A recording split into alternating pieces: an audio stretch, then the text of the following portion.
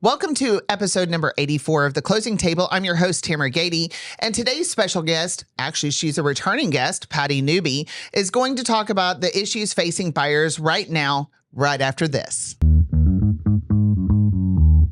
Welcome to The Closing Table with host Tamera, where we break down how to be successful in real estate and what it's really like to work in the real estate business. This is The Closing Table with Lawyer's Title.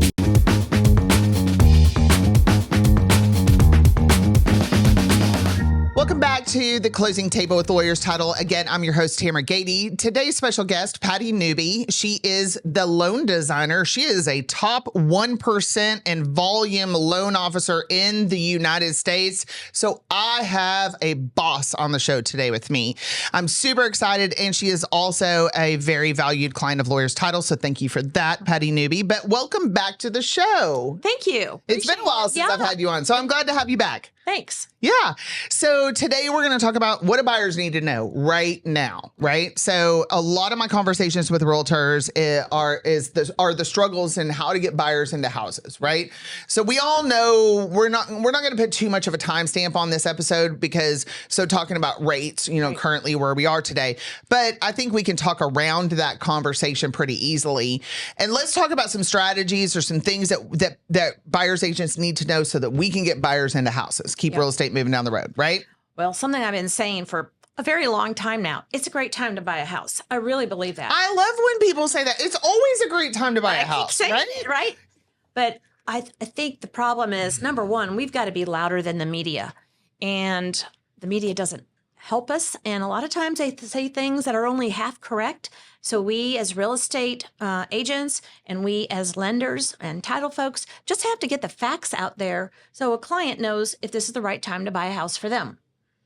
So what are some of the facts that we need to talk about today? Well, I know you have some stats with you, and I love stats. So I am a stat fan. Yeah, I'm a stat fan. Look, I had another guest on the show, and he talked about the amount of credit card debt in the U.S. I about fell out of my chair. Oh. So let's talk about some stats. I love stats. So I talked to a client a couple of days ago. They were going to buy a new home, and I said, hey, why haven't you applied? It's not quite the way I said it, but she goes, well, interest rates are so high. And I said, tell me what that means. She said, I heard they're in the mid sevens. I said, well, let's focus on the payment and not the rate. And I said, what else concerns do you have? And she said, homes are not selling very well today. I said, where did you hear that? She had not spoken to a lender. She got on a website. I'm not going to mention what website, something people Google a lot. And she said, this is what I think my house is worth. But she had never spoken to a realtor. So she had preconceived ideas because of what she's heard or friends chatting in the lunchroom. And that's not accurate. So we need to focus, I think, on payment and what that client desires. And when a client fills out an application with anyone, that's the point in time to do the research. They're not making a commitment at that point. They're researching so that we can do some good planning just for that client. Well, and I like the focus on the payment, right? Because everybody's focused on the rate. Yeah. But who cares what your interest rate is? You're going to be making that payment every month, right? That's right. That's what you really care about at the end of the day. I'm not sure how much you should care about even the price of the house. Nope. If the payment is what you can sustain long term, right? That's correct. Then that's what you're dealing with every month, right? But I think lenders were all guilty of this. So many loan officers talk about rate. So we educate our client to talk about rate. And sometimes I don't say this, but I'm like, that's like saying, how much is a house? Well, I don't know, $100,000 or $2 million. It's a broad scope in there. Until you get in and understand what the client's concerns are, what their debts are, how we can help them manage that and streamline all that and maybe save some money, you're just guessing.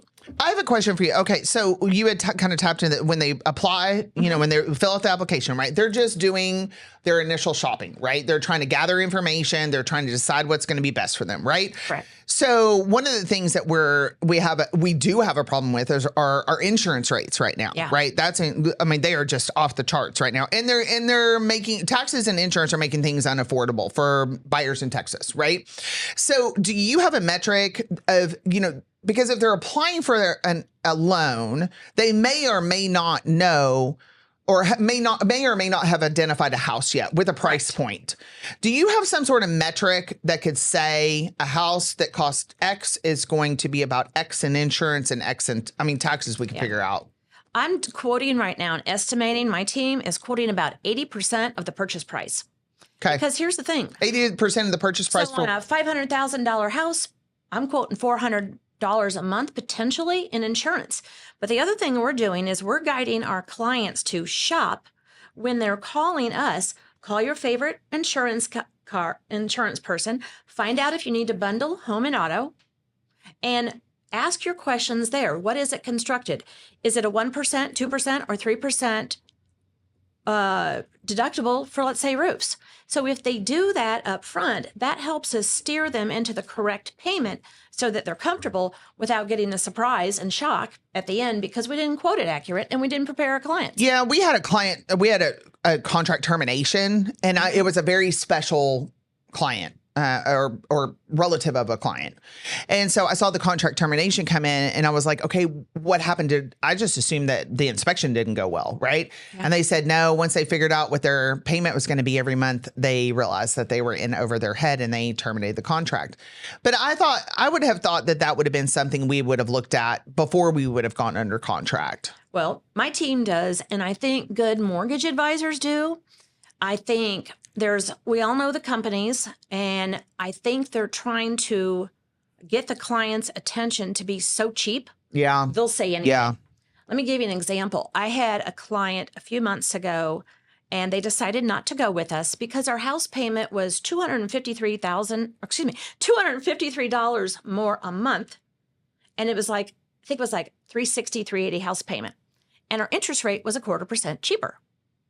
Now it's a first-time buyer. So I was able to get the husband and wife on the phone, and I was able to share that taxes are the same, HOA is the same, PID's the same, and home insurance is the same. But another lender who was out of town quoted them less, and they just forgot the PID. They forgot the HOA, and they shortchanged the home insurance. Man, forgetting a PID is a big deal. And the HOA, for heaven's sake. Oh my gosh. That is a deal breaker in taxes. You know what I mean? And the HOA fees, because that'll kill it. That'll kill a deal, not having that folded in. Well, and I spent an hour on the phone with a client. They almost canceled.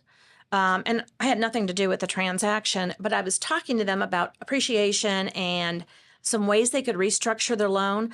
But the loan officer basically tricked them, ordered the appraisal, and they were so far along that the client felt obligated. And this was a first-time home buyer.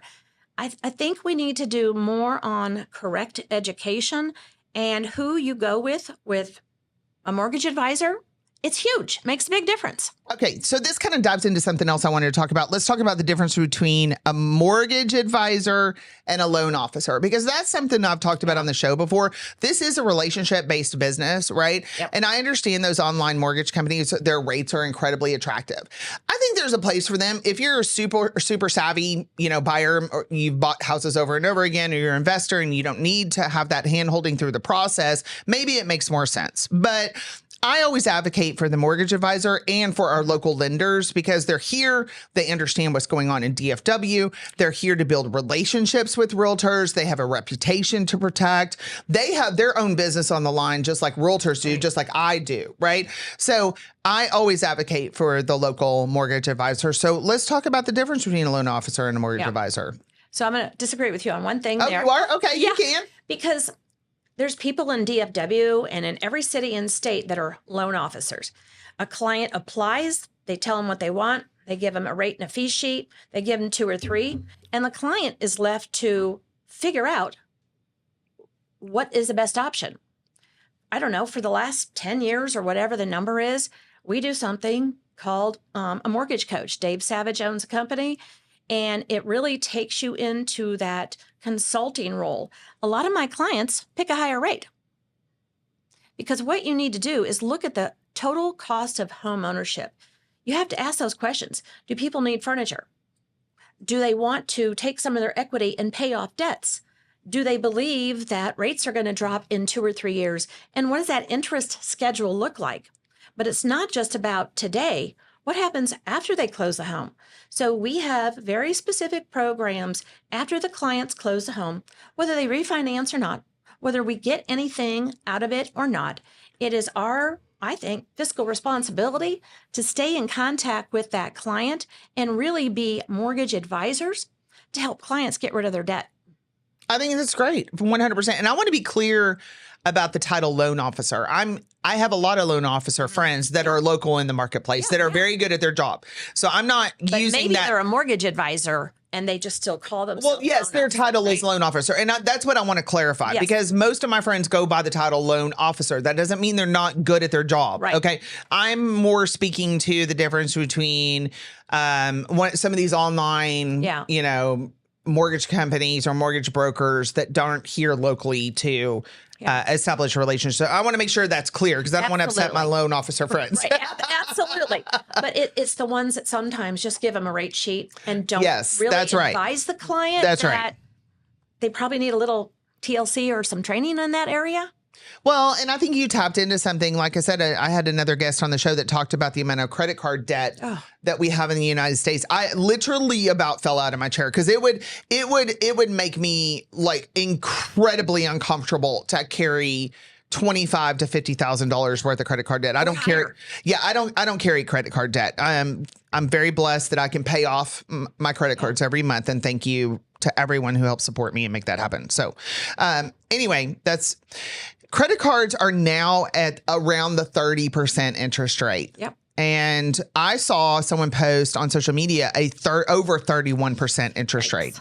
31% interest rate. So let's say you're carrying $50,000 to $100,000 worth of credit card debt because things have gotten so expensive. You don't have another choice, right? We're seeing sellers hang on to, or homeowners, better term. We're seeing homeowners hang on to these 2% and 3% interest rates with dear life. But it's not necessarily, this kind of speaks to your overall financial health plan as a mortgage advisor.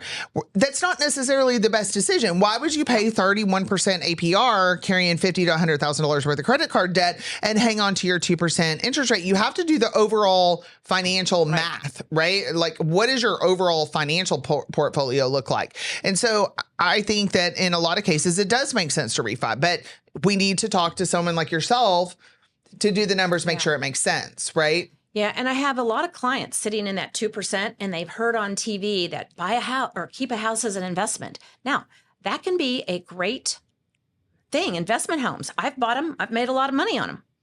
But you have to understand the client's overall financials. This particular client, they were in the high twos, and they could make about $500 a month profit. Now, they had to pay a management company or manage it themselves. So I'm going to make up some numbers. Let's say that was $150 a month. Sure. So now they're going to clear $350. Problem is, they had about $80,000 in car loans. That equated to a little over $2,000 a month. I don't know what their rate was in the sevens. They had student loans, and then they had an enormous amount of credit card debt. They had about 20 items of overall debt. Plus, they only had $7,000 in their checking account. The rest of their assets I'm so scared, right? were in their house. But this is America today. This is Dallas. Yeah. This is what we're facing. And what I asked them is, why are you trying to do that? We looked at some numbers. And then I asked them a crazy question, is if a tenant of yours trashes your home and you have to spend $5,000 to $15,000, That's a real thing. how would you feel about that? Are you going to put it more on credit card debt? So I think we have to look at home ownership as a component of the overall financial and wealth strategy and retirement strategy. I wish I remembered the stat. I did a short on it a couple of weeks ago, that the wealth in home ownership for equity, equity in home ownership is clients today' largest portion of their wealth. And it was a high number. I'm going to make up a number, 60, 70%. That's where clients' wealth comes from as they retire. So it's a great time to buy a house. It is a great time to buy a house, but I believe also in some of this debt consolidation. Yeah. You know, like I don't see the point in hanging on to a 2% interest rate if you're just dying with credit card debt. I mean, give that up. Let's get into, you know, a higher interest rate is going to make more sense because you can pull out the cash and you can pay off that debt. I mean, imagine your daily stress, you know, like how much different your daily life gets to be if you eliminate that stressor. That's a big stressor, in my opinion. And only having $7,000 in savings is another huge stressor, in my opinion. Yeah. So I agree. I mean, we're hearing, you know, a lot of hang on to your rate, go buy another house, keep it as an investment property. But that only matters if you're sitting in a healthy place overall financially, you know? Yeah. So, okay, so let's pivot a little bit. You had some really cool stats. I want to talk about your stats. Yep. So I thought this was interesting. I chat with a lot of agents and we do some things to help clients get their homes sold too. And I have a lot of agents say, we're going to drop the price. I'm going to make up some numbers here. So let's say the house is $600,000 and they might drop it to $598 to get a search. Okay. I understand and respect that. But in every number that I have run all the way up to $850,000, it is always cheaper to drop the payment. So I did. As in buy down the rate? Yep. As buy down the rate. So I did do some math. Hold tight. Okay. So let's say on a $550,000 house, you drop the house payment $20,000. House price. Yeah. House price. $20,000. And you know what? I'm so sorry. I just messed that up. It's like 10 grand. So we're down to from 550 to 530. Yep. Got it. And you save the buyer $135 a month. By dropping the price. By dropping the price. Okay. The other thing that you could do is put them into a permanent, drop the rate an entire 1%. Okay. So you put some numbers in paragraph 3, you buy the rate down 1%. That saves the client $350 a month. Whoa, that's a lot. And that's on a 30-year fixed rate. That's a lot. Yes, I know. So when people are looking at their payment, what's the issue? Yep, they're balancing debt. They're concerned.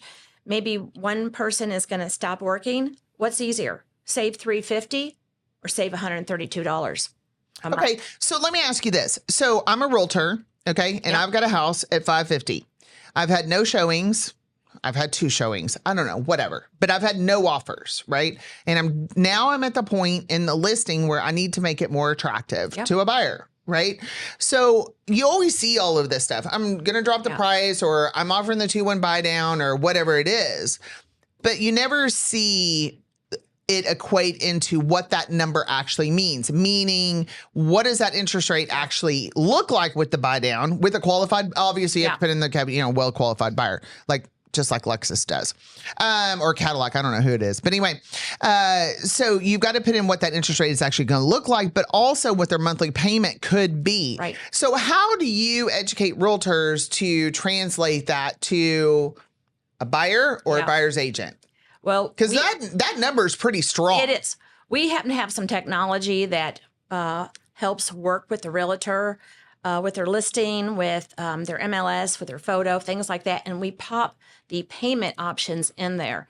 And they don't have to use us, right, for the buy side. But I think it's just about educating our clients more. You know, if you want a rate in the 5s today on a 30-year fixed, you can get that. It's going to take some points. Yeah. But it's available. And then maybe it takes that stress and burden off of a client of ever having to refinance. See, I like what you just said, because I get a lot of questions these days about how do I make my listing more attractive? What do I do to get people to look at my listing? So can you walk through whatever that program? Yeah. Well, of what I offer?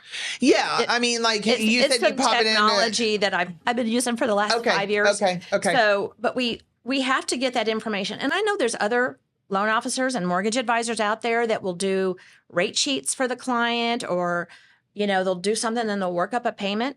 But are we getting that into MLS? Can we get that into MLS? Can we put any more approved for special financing? And what does that mean? Because really, someone listing a house, they're trying to get eyeballs on that house. That's right. So how do we advertise that more? Can we do that?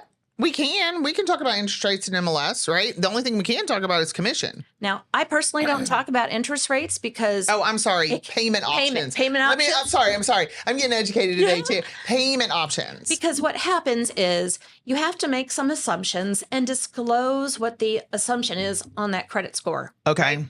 And you have to quote APR and the points and all that. But as soon as we send that out, it's different an hour later. So I like this. I think this is a golden nugget because instead of saying there's a buy down, there's 2-1 buy down. Well, what does that actually mean? Like, how do you interpret that into actual dollars back into the buyer's pocket monthly, right? And so to have some sort of marketing that actually talks about what the payments are, obviously you got to have your little asterisks with your caveats and all of those sort of disclaimers and all of that.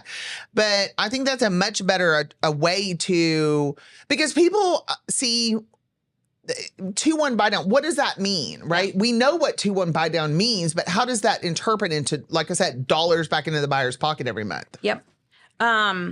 It could be, get this, on a 2-1 buy down, okay, you can get to rates way under 5 on that $550,000 house. Now, this is on a FHA loan.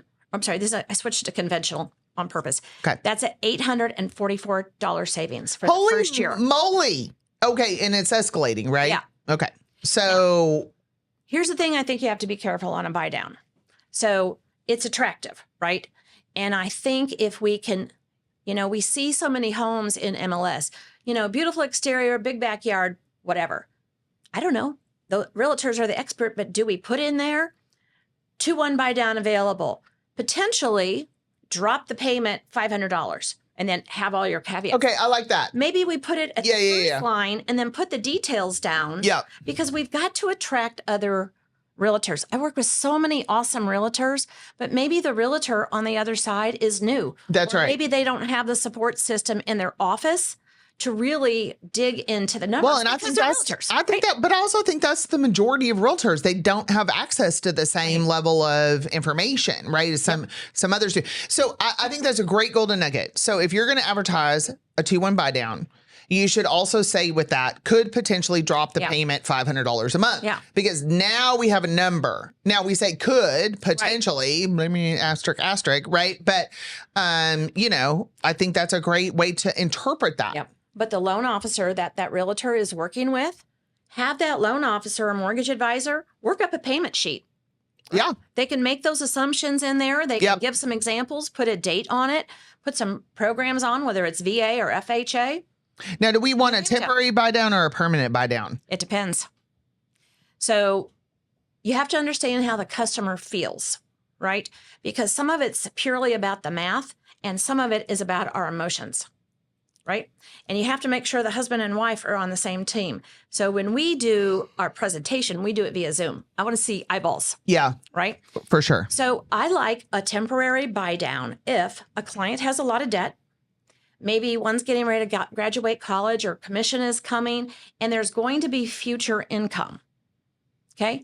But you've got to call the client afterwards and say, hey, are you really paying these things off? I know we talked about that up front. That's why it's so important for a mortgage advisor to stay in contact with their client after closing. The problem is there's some really low rates out there, and our clients have wanted some 2-1 buy down, 3-1 buy down, or 1-1 buy down. I'll explain that in a second. But rates are never going to be in the 2s again. Yeah. They're never predicted to be in the 3s again. And they're not that I've heard of predicted to be in the 4s. No. I was listening to a really smart guy called from Housing Wire today, and Logan, we can't pronounce his last name. He's brilliant. I was in a meeting with him a couple of weeks ago, and he says he doesn't know if it's going to get under 5.875. So 5.875 doesn't know if he's going to get under the 5.875. Okay. So do we want to set a client up with 2.99 or 3.99? Only if they are comfortable with that third year payment and only if they have some debt to pay off, right? Because it is a lot more points to get a temporary buy down. Okay. And some of our clients that don't have debt, we are, depending on how they feel, we're saying, hey, pay some points. It could potentially be tax deductible, but let's go ahead and put yourself in a 30-year fix now in the 5s so that you don't have that stress in the future and you don't have to refinance. Yeah, I like that one better. I do too. But there's a lot of people that have debts. So Yeah, I get it. Yeah. you just have to figure out what the client wants to do. So you had some sort of 2022, 2020, I did. 2020. What? I want you to talk about those So- because I like those. I had this client, and she was saying earlier this week that homes are not selling, but yet in some areas, my clients are under multiple offers. We just had one in North Dallas, and it was 1.3 and change, multiple offers. What? But this is not every area. So you got to get a good realtor to advise you correctly. But I was reflecting back on this. So 2020 was when the start of COVID was, March. Yep. Interest rates were in the threes. The good old days. Yeah. Those days Except for aren't the coming. COVID part. Well, not the COVID part, right? No more masks. The good old real estate days. 2021, we were in the high twos. Everybody loved it, Yeah. but still a little COVID around. 2022, okay, I think I said 2021, high twos. 2022, 5 to 7s. Yep. 2023, 6 to 7s, and creeping up on the high 7s. Yep. Not hitting 8, but creeping up there. Yeah, that was painful. Now, what do we all remember a few years ago? In 2022, in the Dallas or Texas area, I never want to go through that again. I do not know how realtors handle that 50, 60, 80 hours, 80 offers on a house.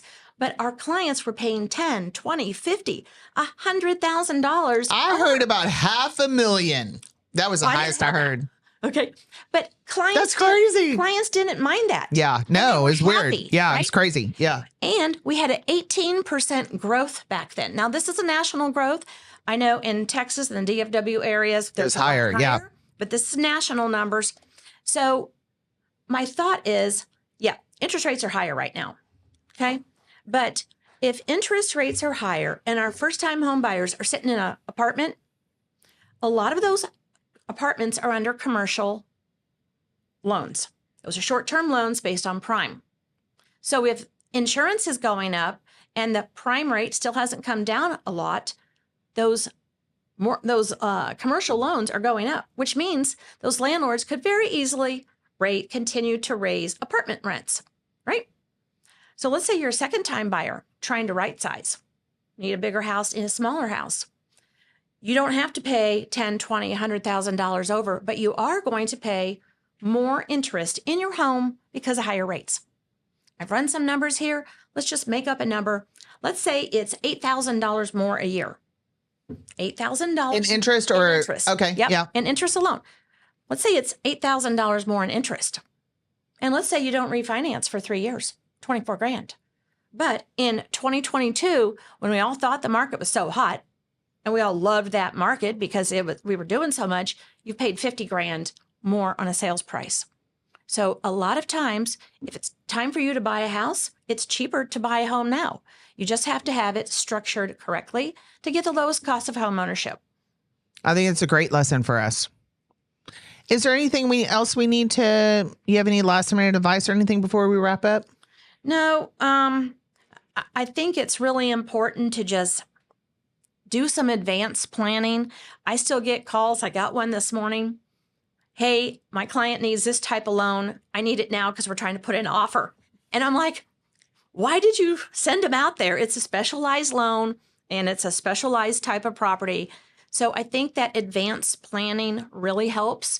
And clients, if they could just be open-minded to allow the loan officer, mortgage advisor to show them some options to get the home, they can get it for the payment they want. In many cases, they just have to see if that's feasible. And maybe you don't buy house A, you buy house B. So also, I want to remind everybody, since the NAR changes, we need to use Form 2406. And you need to submit that to your lender and your title company at the start of the well, for you, it Yeah. may even be ahead of the contract. Absolutely. Okay. Should be Because with the pre-qualification so that the realtor knows what the client wants to bring cash to close. how do we do that without a contract on a house? Because the commissions are being negotiated, right? Well- so if the buyer's responsible for 3% on the buyer rep, but the sellers ended up paying 2% or whatever, we don't know that until they go under contract. But we know what the Negotiation. client's cash position is. And so here's what we're doing. for years, we've sent an email with our pre-qual letter that says need $5,000 of seller's concessions, right? Okay. And we can put in there need seller to pay BAC Got it. or flexible. So that means a client might have some money. You need to chat with your client because we've already done that. And so you need to have that discussion. And that way the realtor can either negotiate the contract, but at least have that dialogue so that the client's informed what their options are and do they have the money for that. Okay. Great little last piece of advice. So thank you so much for joining me on the show, Patty. All right. Always a pleasure to see you and spend some time with you. And that's another episode. Again, I'm your host, Tamera Gady. If you like my content, you're going to love my escrow team. So let's get a conversation going about your title needs and you guys make it a great day.